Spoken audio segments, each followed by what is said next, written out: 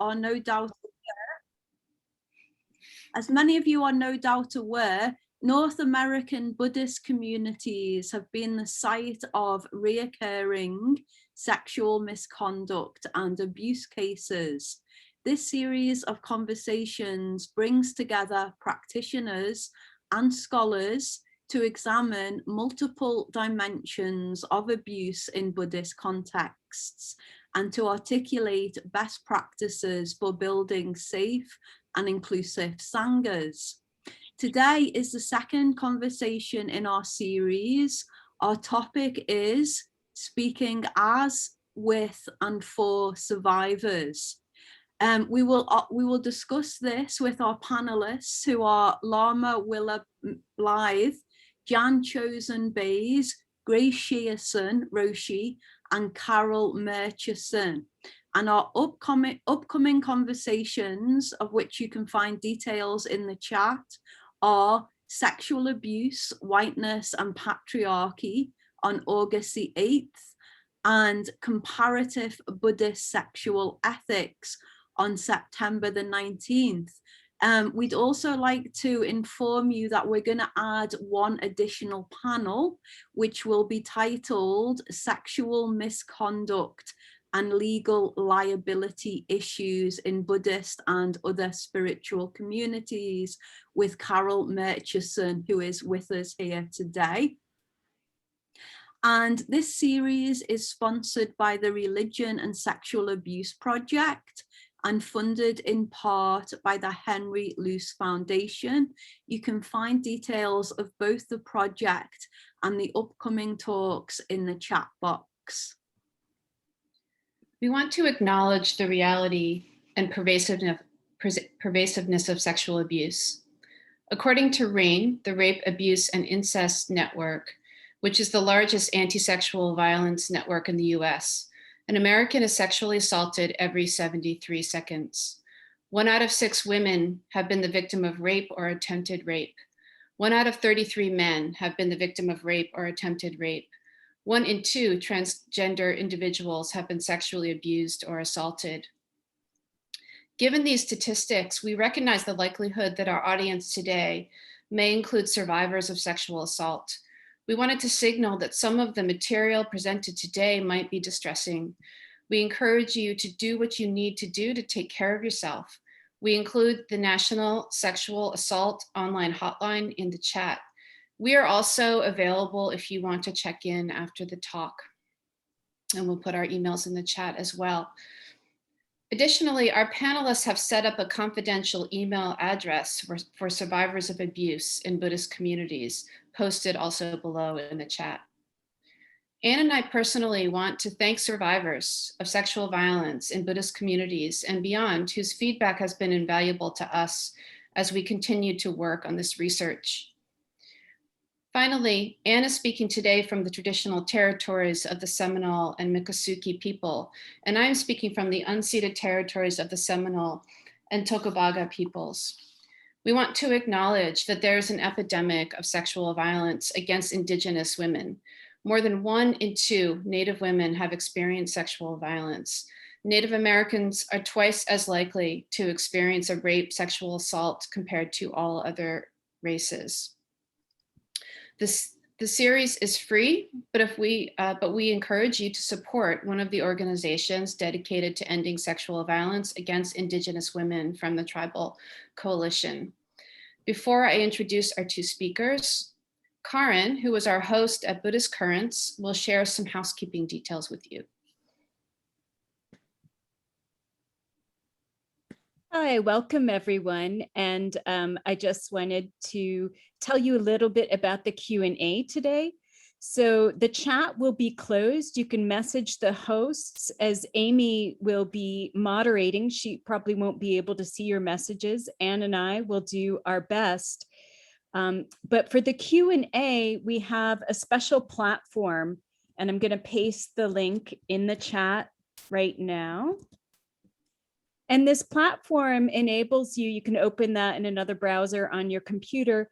It'll enable you to submit a question, and you can submit a question anonymously, which we feel is important for this event.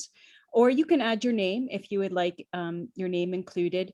And then you also have the opportunity to vote on other people's questions. So please look to see if there's a question that's similar to yours. And if it is, then please put a like, or if you see a question that you would like answered, put a like on that. And that will get it further up in the order to be answered. And yep, that's all I have to share on questions. I just mentioned very briefly my website if you're interested in upcoming events on socially and ecologically engaged Buddhism. I host conversations there. Thanks. Okay, thank you, Karin. So now I'm just very excited to introduce you to our 4 panelists today. And I'm going to read their bios, which kind of in the order in which they will speak. Jan Chosen Bays is an MD and an ordained Zen teacher and pediatrician who specialized for 30 years in child abuse and neglect. She has trained in Zen for 45 years with Roshis Taizan Metsumi and Shodo Harada Roshi. With her husband, Hogan Bays, she serves as co-abbot of the Great Vow Zen Monastery in Oregon. She is the author of 6 books. Grace Shearson Roshi, our second presenter, is a Zen abbess in the Suzuki Roshi lineage. She is empowered by the late Sojun Mei Weitzman Roshi in Soto Zen and trained in the Rinzai tradition by the late Kato Fukushima Roshi of Tofukuji Temple, Kyoto. She is a head teacher of the Central Valley Zen Foundation and president of the Shogaku Zen Institute. Grace is the author of Zen Women and works as a clinical psychologist.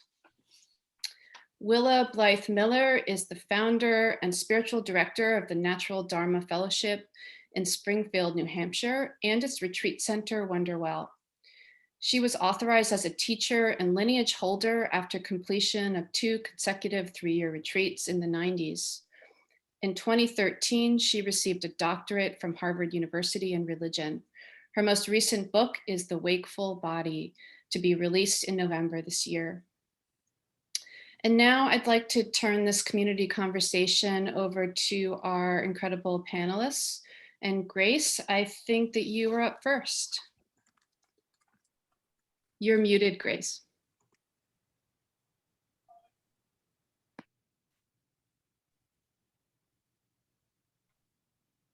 I think you're still muted. It's Chosen who's going first, and I'll be happy to go after her. Hi, everyone. I am a survivor and also a thriver. It took some work to become a thriver. My original teacher was sexually involved with several students, including me. One of my Dharma brothers is a predator and was sexually involved with at least 15 women students, often more than one at a time, and I was one of them. When this information became public, along with other issues like alcoholism, Zen Center in Los Angeles had agonizing days of group meetings with new distressing revelations every day, and many people ended up leaving. The next teacher at the center got drunk after a silent retreat and punched a male student and was found in bed the next morning with 2 female students. That was when we called on Faith Trust Institute for help and learned how they could bring order into a chaotic situation.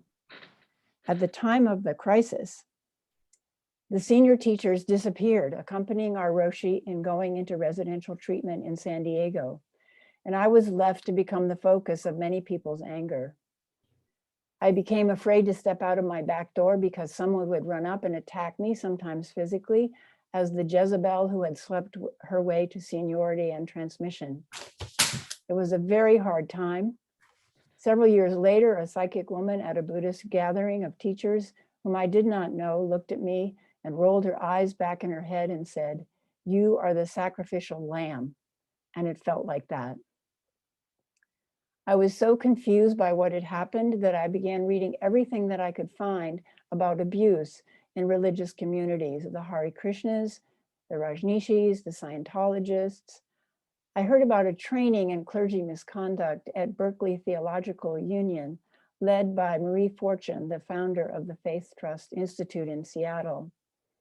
My husband and I were the first Buddhists to take it. It was revelatory. It put order into what had been so confusing. It covered who has power in a given setting and why, healthy and unhealthy boundaries, that healing is not possible until justice has been done, and why mediation or facilitated meetings between the victim and the offender are absolutely not appropriate in a situation of sexual misconduct by a teacher, because there is no consent, true consent, informed consent. We discovered that abuse is abuse in every religious community. If you change a few key words, even the pickup lines are the same.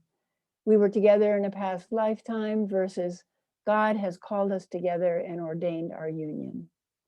Oh, I can help you recover from your past trauma. Just take off your clothes. As a doctor, I'm interested in prevention of suffering. So we brought the Faith Trust training back to our community and offered it in other Buddhist communities. But we found that no one is really interested unless there's a crisis in their Sangha. By the 1980s, I had become a pediatrician specializing in child abuse cases and the domestic violence and addiction that often partner with it.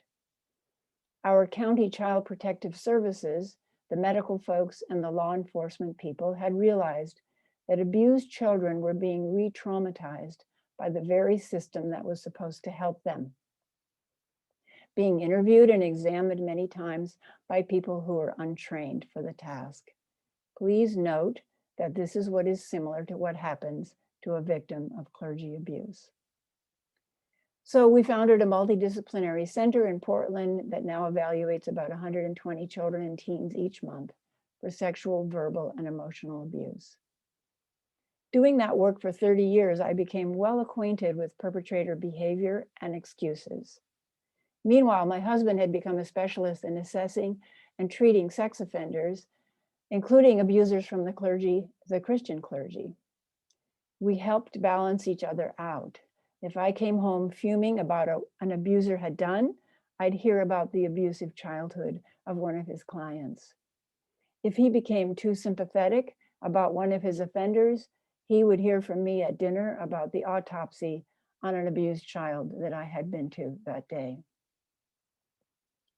Also in the 1980s, I became friends with Zen teacher Yvonne Rand, who had been catalyzed by the sexual misconduct of Richard Baker Roshi at San Francisco Zen Center.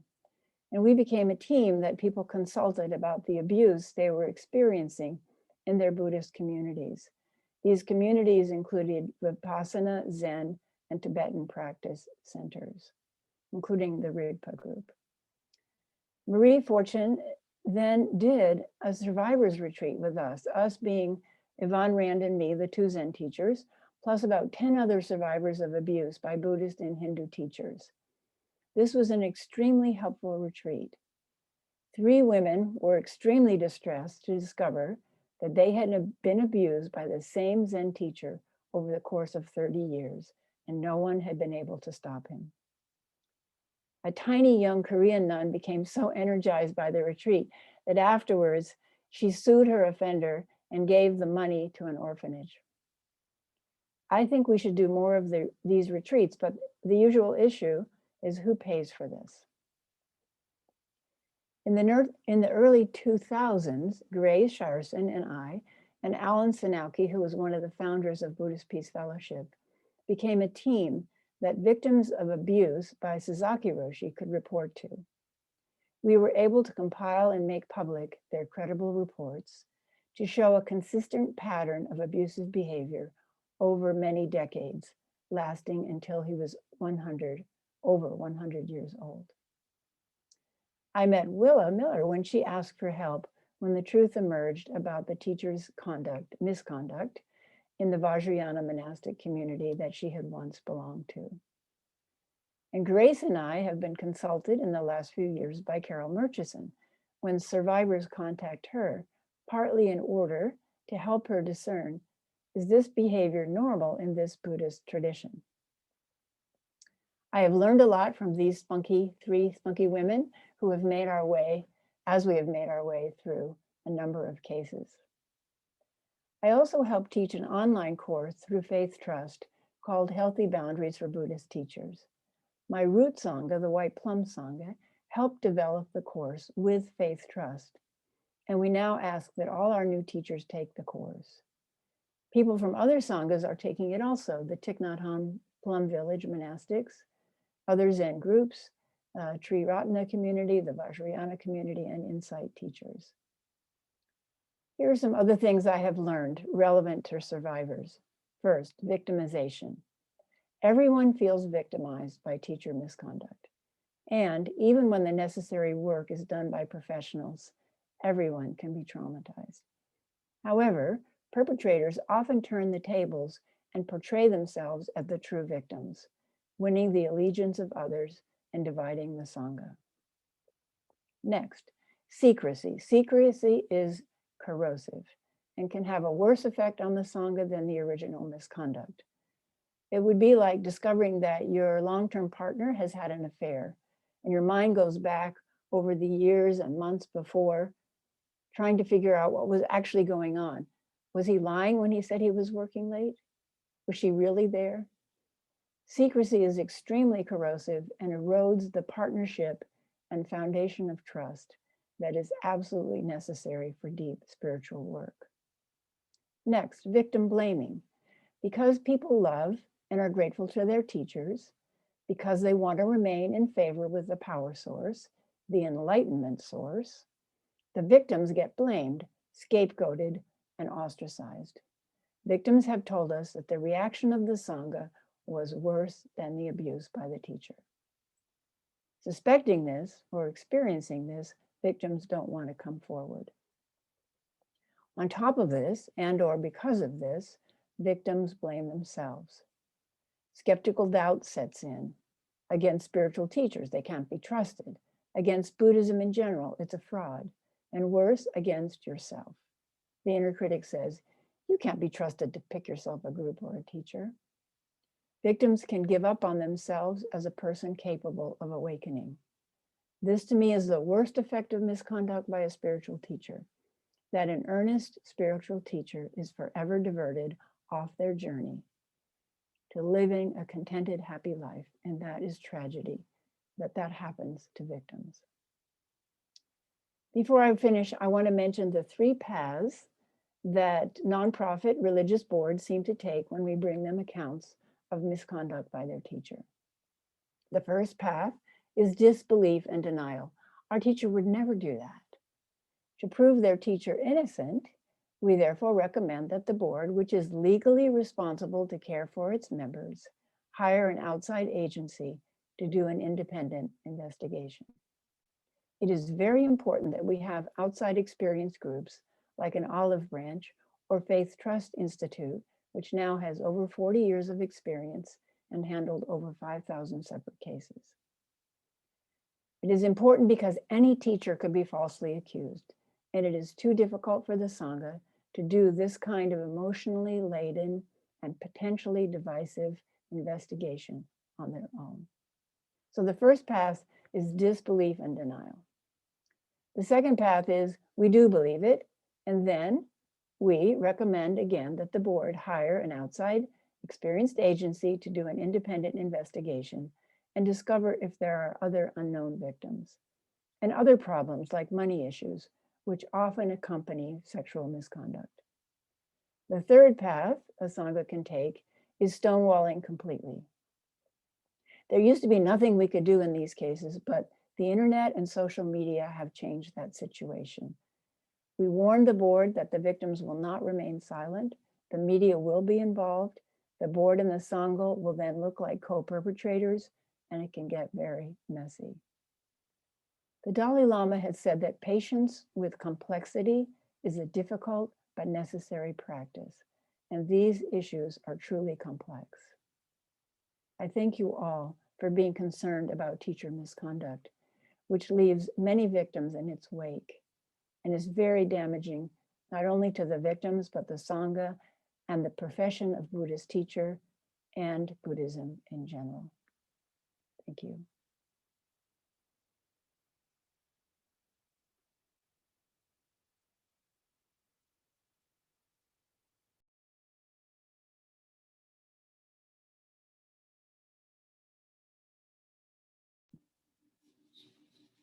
Wonderful. So who is our next speaker? Grace, wonderful. Struggling a bit to unmute. I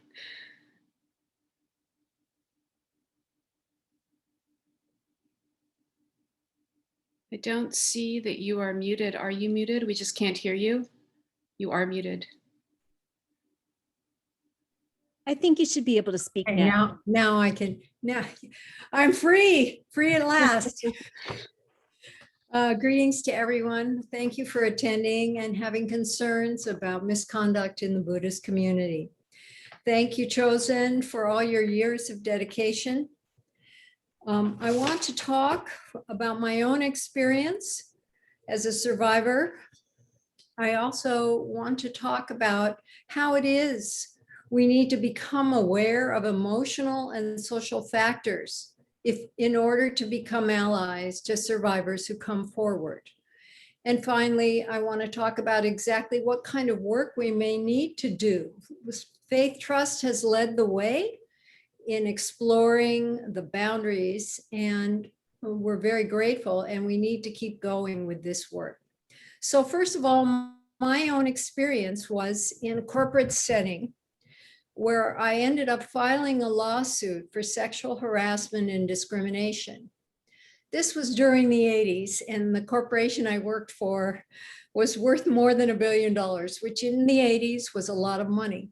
Apparently not so much right now. In any case, I did have a really distinguished attorney. And during the course of the lawsuit, I continued to go into work. This was something that we had assured the in our declaration.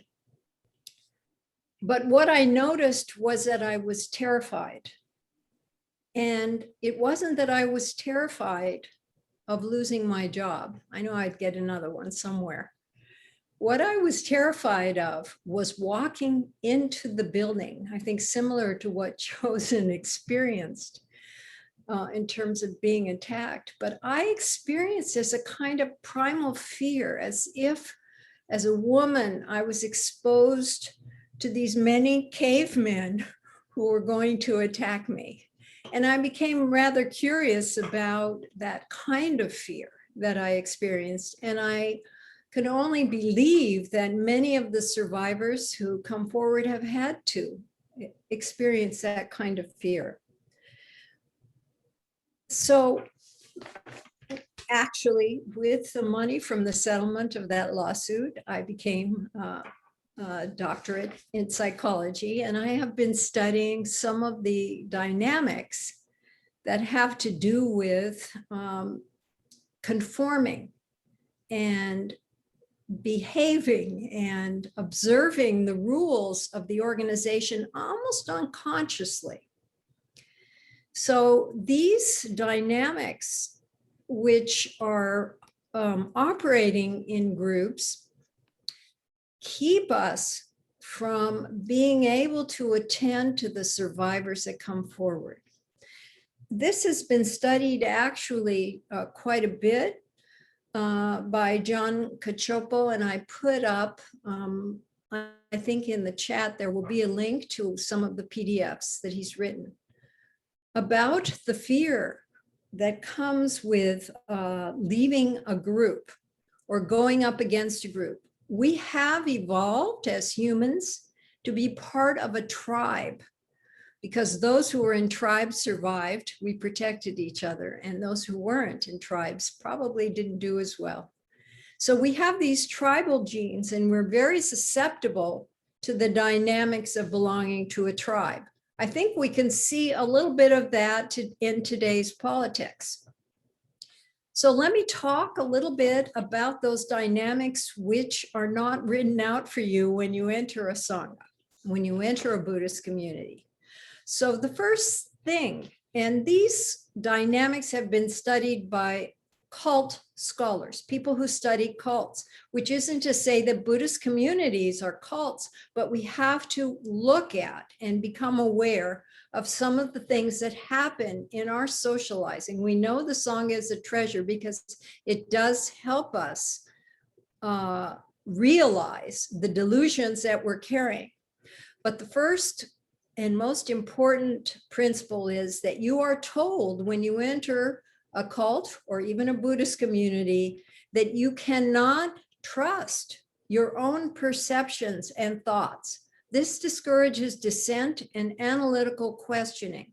Now, I'm going to name 8 of these factors, and I hope later, at some point during this presentation, as we count them up, you will count the number of these dynamics that you have seen in your own community and send those by chat to Anne as one of the co-hosts.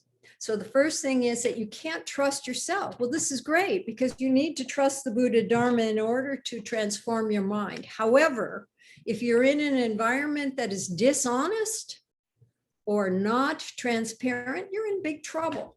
The second is that cults demand zealous and unquestioning commitment to their leader. That means that you can't question the teacher or the guru. If you have some problem, if you are, because that person is above you in an enlightened sense. And the third point that cult scholars find is that there is a use of meditation, chanting, or breathing exercises to make people more susceptible to the ideas that they're presenting.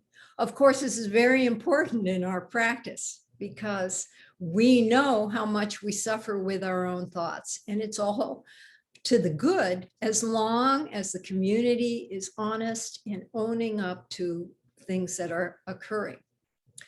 The fourth thing is that a leader of a community dictates personal choice in clothing or lifestyle. We might wear robes. Now, social scientists have discovered that this kind of sharing of apparel, wearing the garb of the community, actually really increases the conformity within the group. And this is important to us as we let go of the false self that we bring into our Buddhist Sangha. But again, we need to be careful and be aware of how this can separate us from others and make us more vulnerable, and particularly not sympathetic or not listening to survivors who come forward within this environment. Also, the group may claim exalted status for itself. For example, we might chant in our Buddhist community that the Buddha way is the best. And we may even believe that.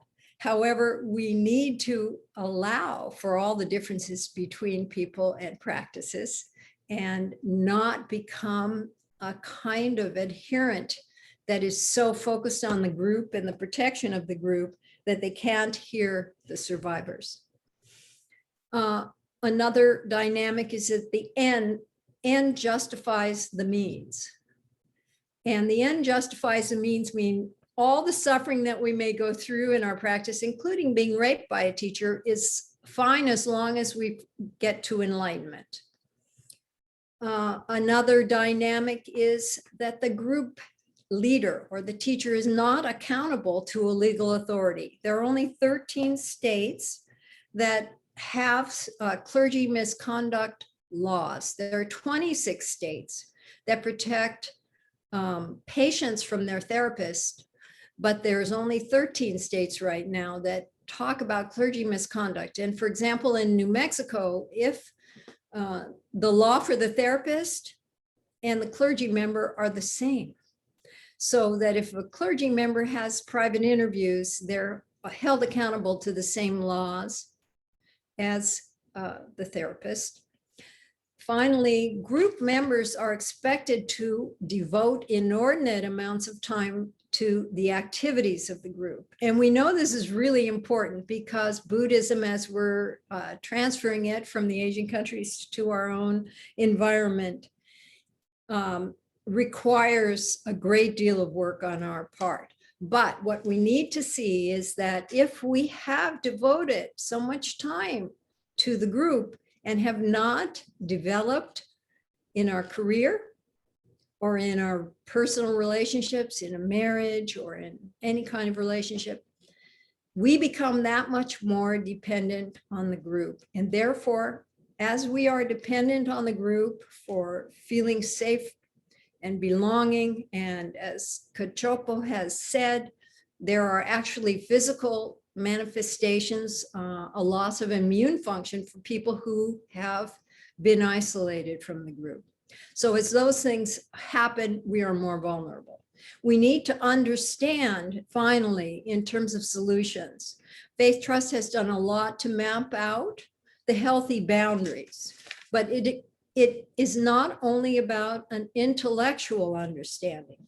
We also must have an emotional intelligence about when the conforming factors are affecting us, particularly when someone comes forward and it upsets the apple cart of the peaceful community. We need to understand and train in order to feel, what is it like to be affected, so affected that we're fearful of losing our community, and we therefore cannot attend to people who come forward who've been vulnerable or injured. So thank you very much for listening, and I hope that this is useful to you.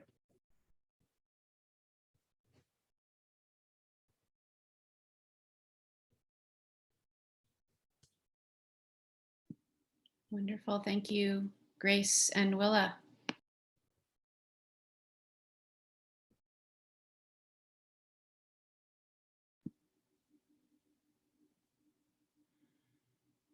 We have the muting issue again, I'm afraid. There we go. Hi, everyone. Welcome. I'm so glad to see all of you here. I want to speak both to allyship and also to the experience of being a survivor today. I want to start first by addressing all the people on this call who are survivors, who have experienced misconduct, assault, or abuse in your home, your workplace, another's home, your spiritual community, or anywhere else. You are not alone. Some of you are holding truths that you have yet to share with others. Some of you have shared your story and not felt believed. Some of you have shared your story and felt silenced. Some of you have shared your story and not been heard. Some of you have shared your story and found support and allyship. Some of you are not sure whether what you experienced was right or wrong.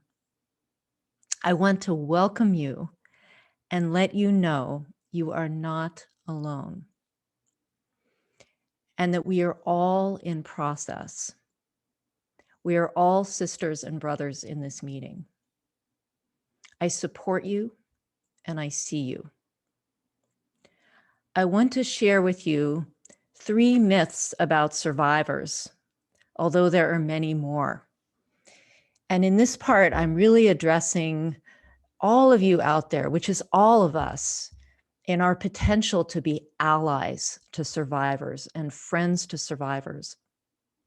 Sometimes what gets in the way is the assumptions that we make about people who have gone through this experience.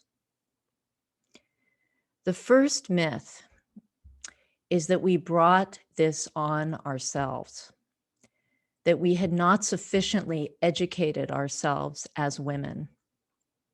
The survivors I know are strong, smart, capable, independent men and women and in between, who found themselves in a situation, short or prolonged, of duress.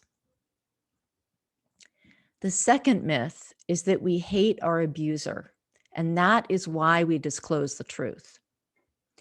Most of us disclose the truth because we do not want to harm others, or we don't want harm to happen to other people.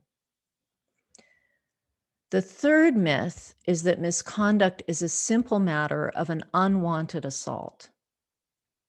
Misconduct is about power, not about want or its lack. In fact, some of us have loved the person who breached our boundary. Some of us have felt aversion for the person who breached our boundary. Many of us have felt both love and aversion, something that is very hard to understand unless you yourself are a survivor. We may have cooperated with the eroding of a boundary. One of the hallmarks of abuse is grooming, which are behaviors designed to convince a victim that what is happening to us is acceptable. Misconduct is rarely simple, nor is it always recognized or understood while it is unfolding by either party. The third myth is that we somehow need to be schooled in how we should feel. In fact, many of the survivors I know have a more subtle insight into the nature of misconduct and a more nuanced wisdom about their trauma than some prominent books out there. Don't tell a survivor how to feel. Don't tell a survivor what their story is. Ask. The fourth myth is that survivors are heroes. No, survivors are human. We have been a part of enabling or even mimicking the abuse that was perpetrated on us. Survivors sometimes end up with a slippery sense of what is appropriate, never having learned the why and how of good boundaries. To truly be a survivor's ally, you might start with nurturing compassion and learning to tolerate ambiguity. Now, those are some myths about survivors.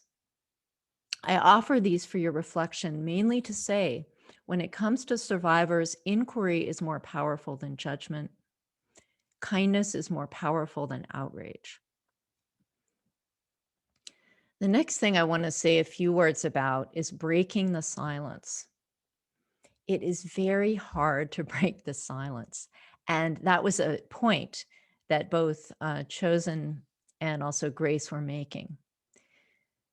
It's very hard to break the silence because of the terror we all carry of exile, of being the one who is pushed out of community, or being the one that has to go up against a very powerful system. This is a paradox because without breaking the silence, the patterns of misconduct continue with no disruption. Most misconduct takes place in a vestment of secrecy. Truth is the greatest disruptor. To those of you who are thinking of breaking your silence, these words are for you. I just want to offer some advice here. Hard-won advice.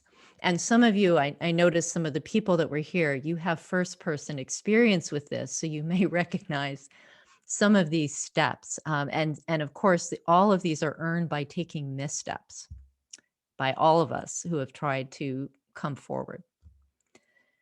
The first is don't start with breaking the silence all at once. This is for your own good and for your own protection. Start with seeking support and get strong, because it's going to be a lot to go through if you do break the silence. So the first thing to do with getting strong is not to go it alone. Tell your story to someone, a psychotherapist, a teacher you trust, a friend, a family member. Second, create a witness circle. people who you start to CC and to bring into your conversation. These are wise elders who you know will stand by you if you decide to come forward. Don't go up against the dragon by yourself, even if you have social media on your side. It's quite possible that you will be targeted. Third, befriend other people who have come forward so that you can learn what will come down the pike at you. And I have to say that in my own case, these women here were a part of my own witness circle. Grace and Chosen and then Carol. All of them were incredibly helpful to me as I was doing my own work in this way. And fourth, consider the risks and the benefits of coming forward or not coming forward. What are the pros for you of coming forward? What are the cons? What are you afraid of? What are the risks? What are the rewards? You can even take a piece of paper and write all of this down. If you disclose beyond 1 or 2 confidants, what can you expect? And fifth, find legal counsel. What real risks are you facing and how can you help ameliorate these? It might just be a family friend who's a lawyer. And then finally, 6, keep it real. The kinds of things that you can expect coming forward are to be blamed, to be shamed, to be gaslit, to have rumors spread about you, attempts to discover the identity of the victims or their supporters, retaliation, a sense of invisibility, and guilt. These are things that I myself did not really understand before I went into my own process. But it's important to know that these outcomes can be a part of coming forward. That being said, misconduct cannot get any better in our Buddhist communities without the courage of survivors. In conclusion, in sharing the myths about survivors, I hope we can start to think about the assumptions that we make.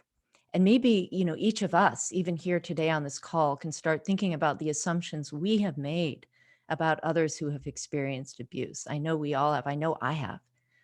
So what assumptions are we making about those of us who know somebody who's been through a really difficult childhood or who's been through a difficult trauma experience? And who among us has not experienced trauma? And by thinking about these steps of breaking the silence, I hope that we can start to have greater respect for the courage that it takes survivors to speak up and how much they need our allyship, how much they need friendship in order to feel safe. These vulnerabilities are real. And that being said, if you ever do find yourself in a position of being a survivor, if you have a good circle of allies, and you even make friends with other victims who have gone through the same experience, with both of these groups, your fellow survivors and also some allies, you can actually make powerful, you can take powerful steps to begin to open up our Buddhist communities to being willing to lean into the truth, listen to the truth, and hold the entire community, all of its members, in compassion. Thank you. And I'll turn it over to Carol.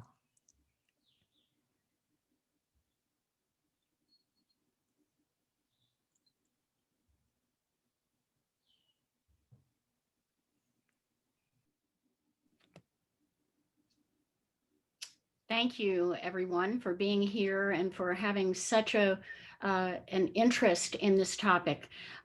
Like the other wonderful women on this panel, I am coming to you from the trenches of the battle against sexual abuse in spiritual communities, particularly Buddhist communities.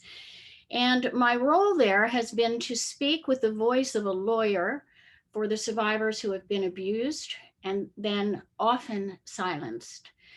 So as you might imagine, this role is a little bit like being a soldier in an army that doesn't have too many weapons. It's a little bit like going up against Goliath.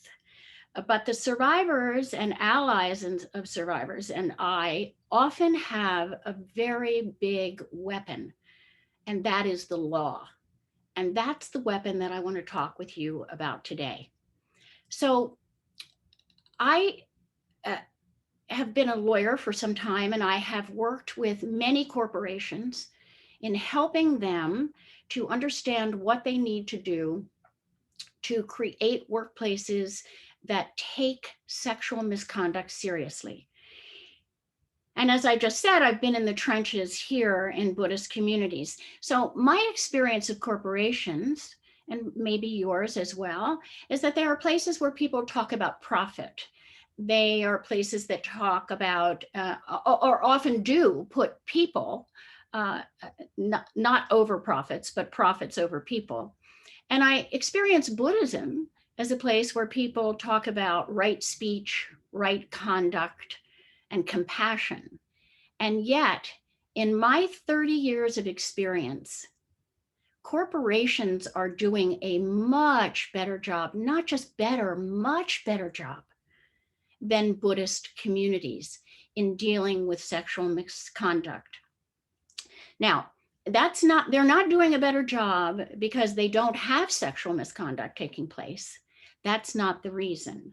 It's because they understand the law and they have a healthy fear of the law. Religious organizations often don't have any idea of what the law is, and too many leaders in Buddhist communities either are ignorant of it completely or don't believe that it applies to them, but it does. So let me tell you how that goes. So I have here, this is a pleading.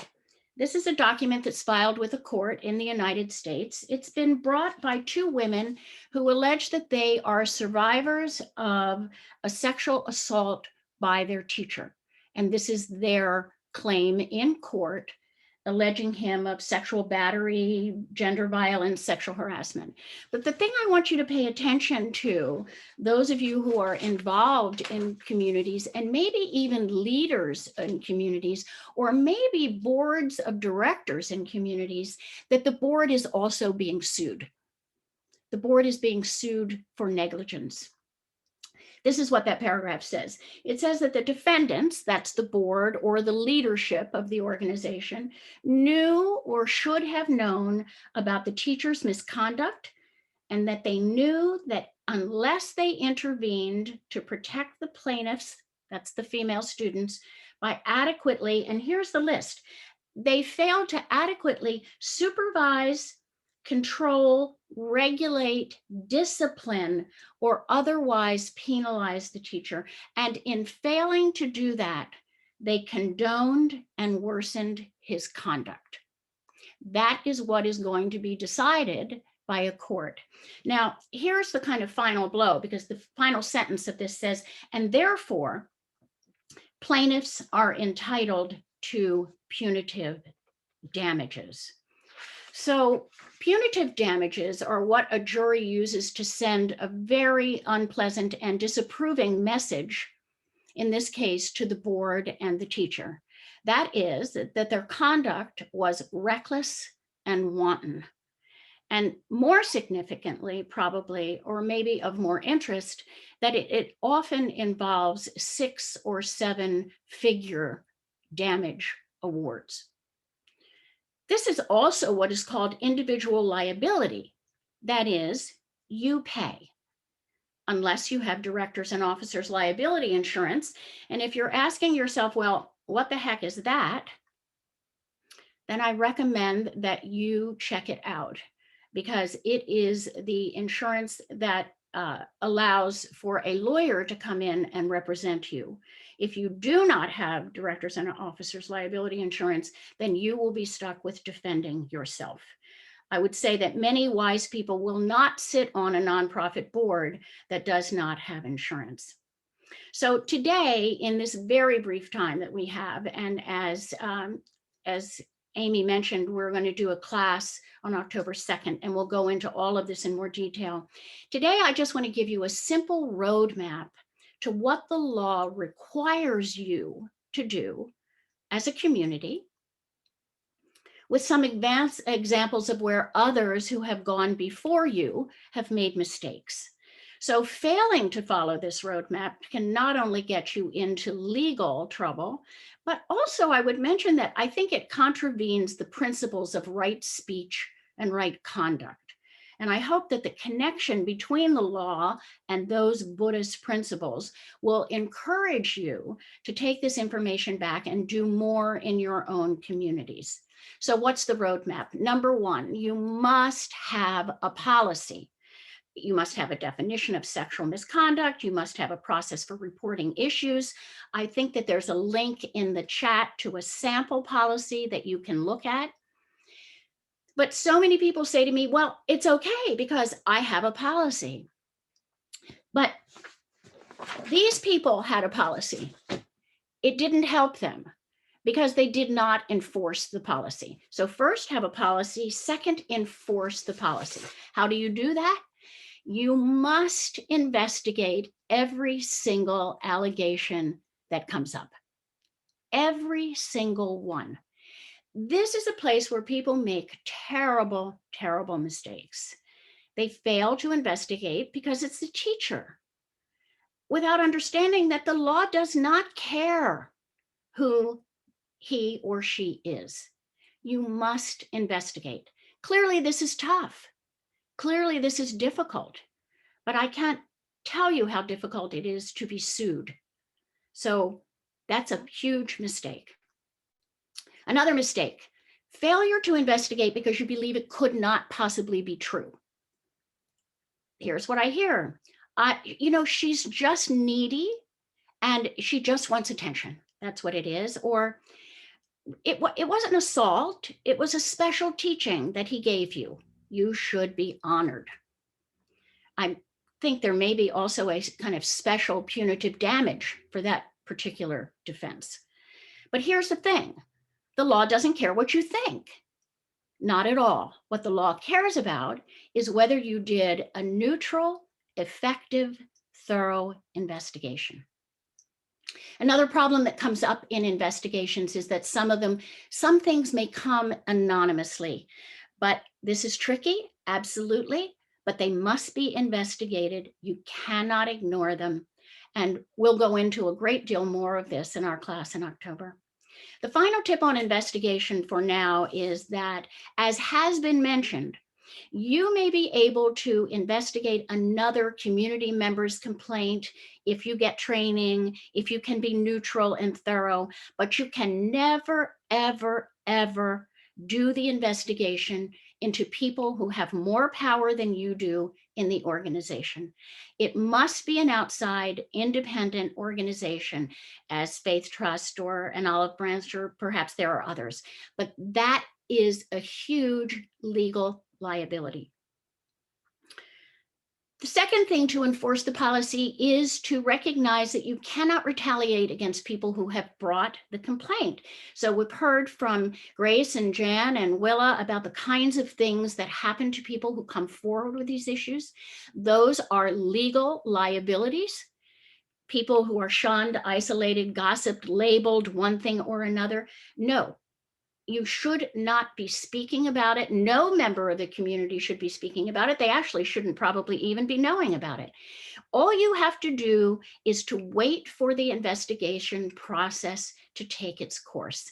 So I think of this as a lot like sitting meditation. You're just going to sit, label those thoughts about neediness and all of those other things, and let them go.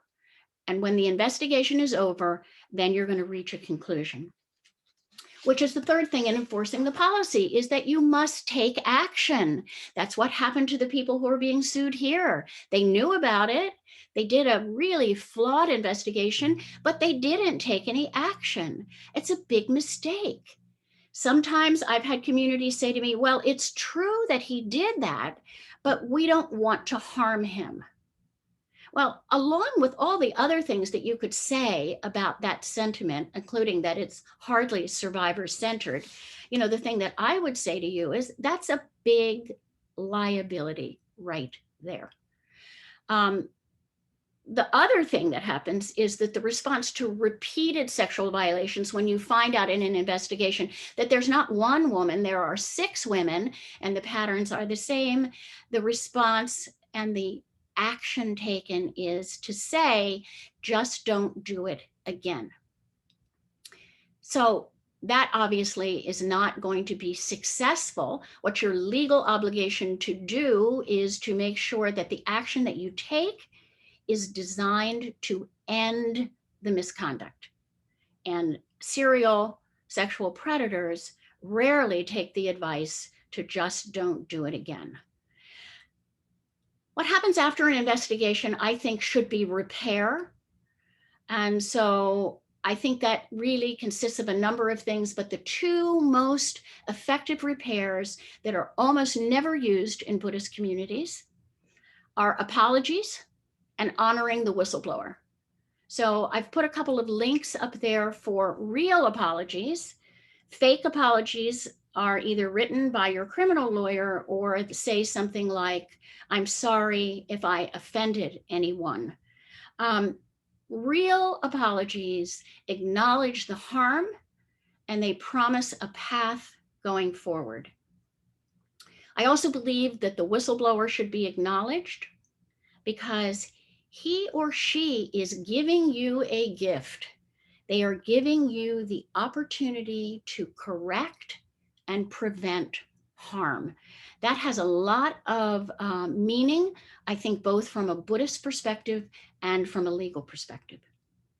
So I want to end by giving you some things that I think that you can do. If you are on this call, perhaps you are an ally of survivors.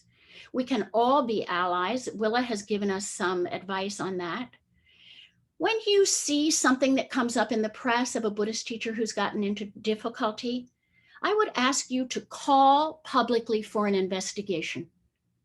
You don't have to support the perpetrator who's being accused, because in an investigation, he or she will have the opportunity to tell their story. Wait for the investigation results before you begin supporting the person who's been accused. Even prominent teachers who claim to support survivors have failed on this front. You don't need to say who you support at this point. You need to support an independent investigation that will get to the truth of what the survivors are saying. Within your own organizations, hold everyone accountable. If you see it, report it, even if it's not happening to you, even if you are a third-party bystander. And then I would ask you, if you are a survivor on this call, offer you the opportunity to email your own abuse story to our survivor mailbox. It is confidential, it is anonymous. We don't operate in any way without consulting with survivors on what path they want to take. We may not be able to do anything, but as others have said, sometimes it's helpful just to be able to tell your story to someone that you know will listen and believe you. You can also email the survivor mailbox address and just mention that you'd like to be a survivor for allies or an ally to survivors, because as issues arise, we may need your assistance. We may want to call on you to help us in these trenches, to shine a light on what needs to be done, both from a legal perspective and just from a moral perspective. So if you'd like to be an ally, just email us, just say, I want to be an ally, and we will compile your names. And then finally, I would say, come to the training on October 2nd. And learn more about what the legal obligations are, because the law is very much in line with survivor-centered activities, with right action and right conduct. And I think that's where we all want to be. Thank you. Wow, thank you so much, all of you, for just a wealth of experience and pragmatic wisdom. So we have a number of, a number of audience questions, but I would actually like to start kind of begin the conversation with a question that Anne and I had for you that came up from listening to your presentations and knowing about your work. So it's sort of a two-part question. Wondering if you could kind of describe how what the work that you have been doing kind of independently and with each other is different than Faith Trust and Olive Branch, you know, sort of how is it kind of coloring outside of lines of what they do? And also maybe give us your thoughts about how this work that you're doing with survivors could be institutionalized. You know, there's a lot of kind of emotional cost, time cost, financial cost even, I'm sure, for the work that you're doing. And do you have any thoughts about how we could institutionalize this kind of work?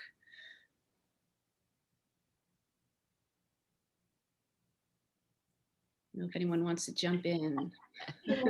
I did answer when we brought this question up that we are supported by the investigation that Faith Trust does and the classes that Faith Trust does. However, when someone comes to us, either a teacher who has a number of survivors who've reported to her or a survivor, we listen to the story and amongst ourselves determine whether it's credible. And then this survivor doesn't have to go to the board of directors and reveal their identity. We can speak for the survivor with the board of directors. And this has been useful and has encouraged investigations when they've heard the story coming from senior Buddhist women.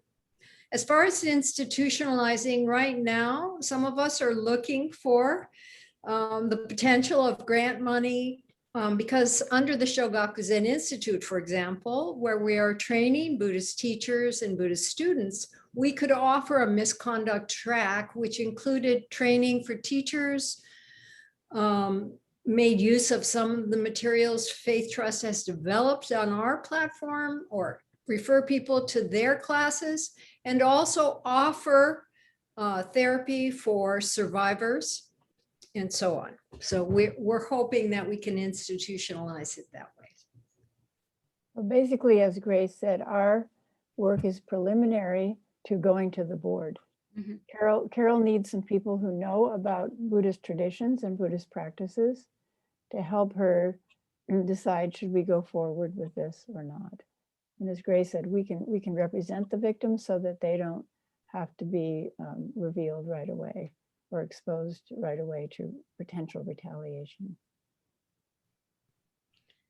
Yeah, I would second that. I would say from my perspective, from a legal perspective, I can't really do an investigation because in none of these cases have I ever had access to interview the teacher who's been accused. So that has to be done when the board agrees to bring in a neutral third party. But what we can do is to corroborate the claims and kind of like the expression, we have your back. You know, we are going in there first and opening up the space for a full investigation to take place.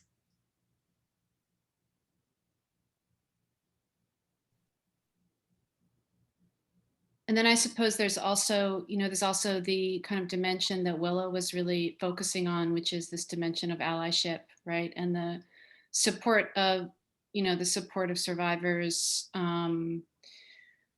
in all of those ways, you know, psychological, emotional, hearing them, seeing them. Mm-hmm. Yeah. Is that, do you see a way to institutionalize that? I mean, within Buddhist organizations? Yeah. I mean, we pretty much do this for free. Yes. Yes. Maybe pretty much. We do it for free. Yeah, right. The victims don't have money to pay for us to help them. Yeah. And Amy, I think the institutionalizing part is a very good one. And as Grace said, we're kind of looking at that. We're kind of looking at how And that's why we need allies. You know, the reality is that from my very limited, narrow, with blinders on legal perspective, if every board of directors of a Buddhist community in the United States understood what their legal risk is, then maybe we could move this needle a little bit on survivors, because corporate America has done it, and they don't give one hoot about compassion. And so, well, maybe they give one hoot, but not very many. That's a little hoot. And so if they can do it, then Buddhist communities can do it. But they have to understand that they're under legal risk the way that they're operating now. We have also, when we have a case that we're working on with a particular center, asked for volunteers from the community, social workers, therapists, and so on, who will be available to assist with providing support to survivors. So we can do that. And those people also volunteer their time. Yeah. Many of us belong to other professional organizations that have professional standards, and you can lose your medical license, you can lose your therapy license, and you can be disbarred if you're sexually involved, romantically involved with a client, because the client is there for you to take care of them, not for them to take care of your needs. So I always say, excuse me, Carol, I always say, if lawyers can do it, we can do it. We spiritual teachers can do it. But it requires a professional organization. So this is one of the reasons that we formed the Soto Zen Buddhist Association, which is teachers authorized to teach in the Soto Zen tradition. And we have an ethics committee, and people cannot join unless they sign, like therapists have to, an agreement about how they will behave with their students. So then we have something, Carol says the center's policy, or the professional organization's policy, is what you use when you're going up against a case like this. Yeah. But we only have a few professional organizations in the West of Western Buddhist teachers. Maybe we already talked about this, but an ethics committee, in terms of where do survivors go to tell their story, every Buddhist organization or Dharma center ought to have an ethics committee that are trained in intake on this kind of story. And ideally, an ethics committee is not made up only of people from within the organization. Maybe half of the committee, 2 people out of 4, could be from within the organization, then another couple of people outside of the organization, to make sure that there's not a biased listening to someone who comes forward. And one thing that we haven't addressed that I do think just needs to be mentioned at some point is it does occasionally happen that someone is falsely accused of misconduct. This is not that uncommon. And yes, of course, we believe survivors, but once in a while, this does happen, probably not the majority of the time. When this does happen, then again, there needs to be some kind of investigation to clear the name of someone who has been falsely accused. Yes, as I said, it could happen to any of us. That's a very good point, Willa. That another role of the investigation is it is actually to investigate. Ronan Farrow, who writes for the New Yorker and who famously broke the Harvey Weinstein thing, he said, "I believe first, then I corroborate." And I think that's what we're doing. And Carol, you had a list of ways that you looked for corroboration. Absolutely. In the survivor, had they told someone else, had they written it, were there emails? There are many ways to corroborate these events. And also there's often a pattern. Yes. And when we have more than one woman coming forward, for example, we see a pattern of behavior, and that also helps to validate the survivor's claim. I think Carol has a list. Yeah, survivors often feel like, well, nobody else was there, because people rarely sexually assault somebody else in the presence of other people. And so we're used to that that it just don't have witnesses. But there are other things that corroborate. That's why I would say to those of you who may be dealing with survivors, the best advice for survivors is exactly what you heard here. Tell somebody, even if it's not in your community. Tell a teacher, tell a psychotherapist, tell your mother, whoever it may be, because that becomes important when you feel like you do want to come forward with that. Keep the emails, keep the texts.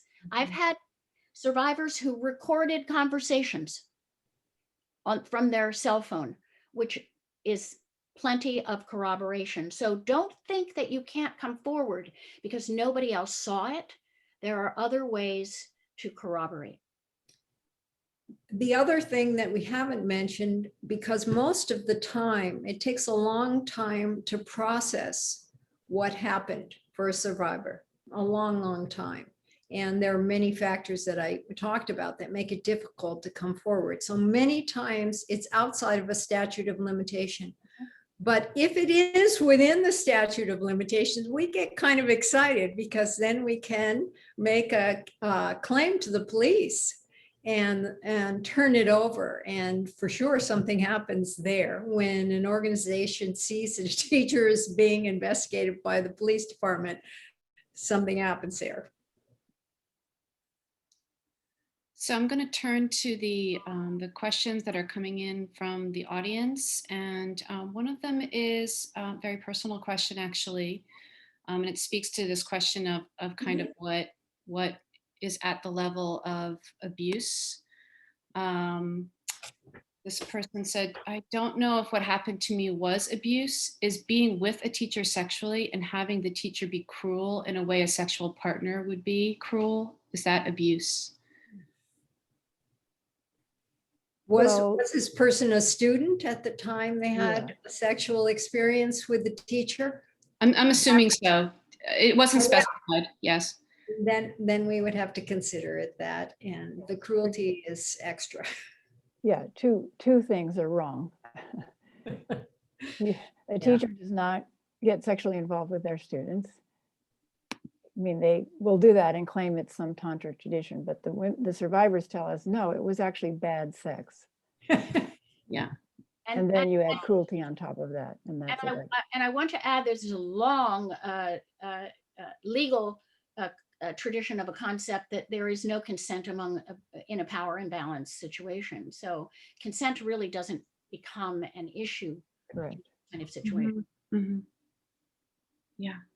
I think that's such an important word to put into the conversation of consent. Email us. Yeah. And we will communicate with you. It really helps to put this in another context. So I'm a physician. If a physician is treating a woman for cancer, let's say, and she's afraid she's going to die, which is, and our spiritual traditions are about life and death, right? So she's afraid she's going to die, and the physician says, I can help you. I have some medicine or some treatments that will help you. No matter what happens, I'm going to stay with you. If he then, 2 visits later, comes on to her sexually, everyone knows that is wrong.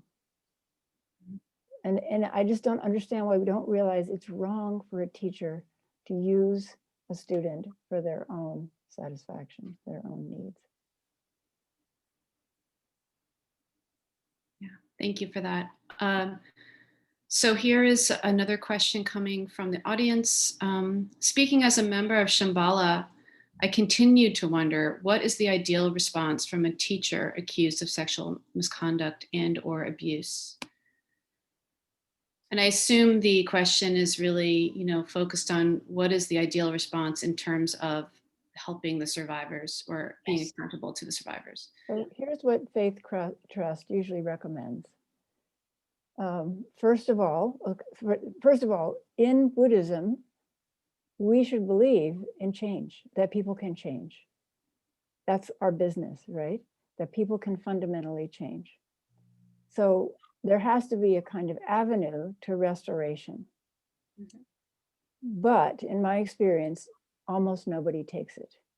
The most common avenue is total denial and gathering a faction who will support you and then turning yourself into the victim, and then re-victimizing the victim by claiming that they were at fault. So ideally, this is what Faith Trust recommends, but again, it almost never happens, is that if they find credible evidence that this misconduct has occurred, so physical abuse, sexual abuse, verbal abuse, emotional abuse, they almost always go together. In fact, sexual abuse of a client, of a student, is emotional abuse by itself. So if they find that there's credible evidence that that's happened, in their report, they make recommendations. And the recommendations can include a sincere apology from the perpetrator to the board, to the Sangha, and to the victim. Now, those apologies have to be vetted because, I know from my husband's work, the apology often goes like, I'm sorry that I caused some upset in the Sangha, but it wouldn't have happened if you weren't so cute, kind of, So victim blame, it circles back around to victim blaming. So an apology, and then stepping down from teaching for a period of time, usually recommended 2 to 3 years. And during that time, you enter therapy specific to misconduct by spiritual teachers. And so there are some people who specialize in that. And it can't be your best friend in the Sangha who happens to be a therapist. It has to be a specialist in this area. And the board then gets an agreement that they can have regular meetings with the therapist to find out how things are going, if they're hoping for restitution of the teacher's ability to teach. And at the end of, if the therapist says, no, I think they're ready to teach safely, then some safeguards have to be in place. And safeguards could be that there's always somebody in the room, somebody else in the room. Could be a teacher in training. It could be somebody who sits just outside the door who can't actually hear the whole conversation, but can make sure there's no touching going on. So there are various ways to try to safeguard the situation as the teacher comes back into teaching. Of course, the board is very alert to any future complaints of problems. One of our teachers who hadn't been abusive decided as a safeguard, he would put a big glass door in his private interview room so that people who were sitting outside in meditation, or there could be somebody appointed to do that, could see in and see what was happening. And I just have to tell you, I only know 2 people who've done this out of many cases.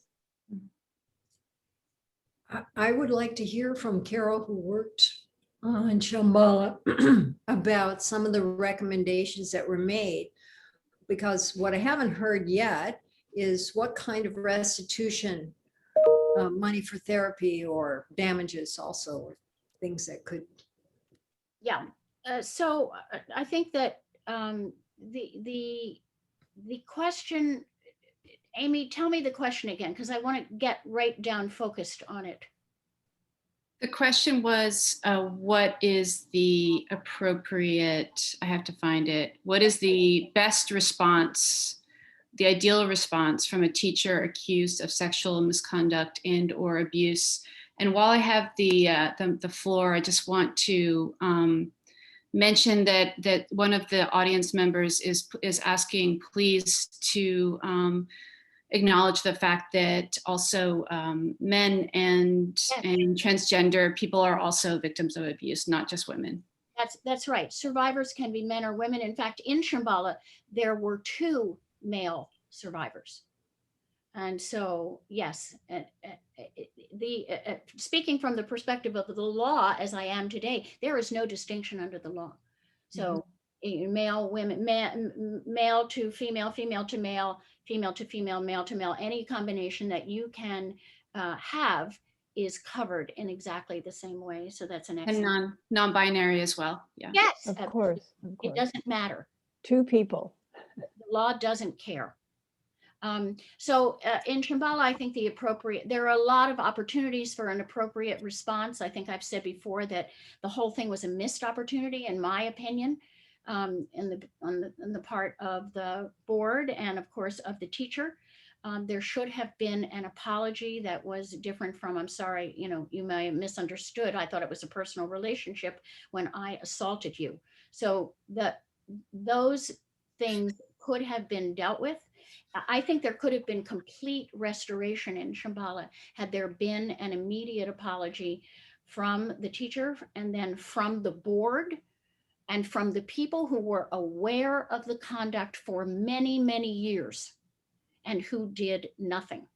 And so I think that the restoration that has been done, I have read some things, but I don't really know. I know that they have given, they have a fund where they're allowing $500 of therapy, not just for the survivors of the Sakyangs allegations, but for anybody who has been harmed in Shambhala. Well, of course, as anybody can tell you, $500 doesn't go very far with a therapist, and particularly for those who were abused by the teacher himself. And so in those situations, I mentioned that just the director and officer's insurance. When you have insurance, an insurance company will come up with money for therapy. And in fact, some of the restoration in other investigations that I've been involved with have involved money for therapy. So there should have been an apology. I continue to feel there should have been an honoring of the whistleblowers. And there should have been some kind of repair in terms at least of therapy. But I will say that there is an open statute of limitations in the Shambhala matter, and it's never over until it's over when there's no statute of limitations. Thank you. Okay, we have, I think, quite an important question to end up with. This may actually be our last question because I'm mindful of the time. We have 5 minutes left. The question is, what qualifies a person to investigate abuse cases? What training should they have? What qualifies a person to support survivors? What training? Well, I'll let others talk about how to support survivors from a psychological, from an emotional point of view, from a training point of view. I think that if we're talking, so many things happen in communities. People misunderstand things, people, make rude comments, whatever it may be. If they're low-level things, people can be trained to do an investigation. I don't think that every investigation has to be made by a lawyer, and maybe we'll talk more about this in the session on October 2nd, the kinds of things that you need to, I can give you a kind of 10 steps to doing an investigation, but fundamentally you must be neutral. So you must not be the brother-in-law of one of the people who is, being accused of something, or the accuser. And then you have to go through a process.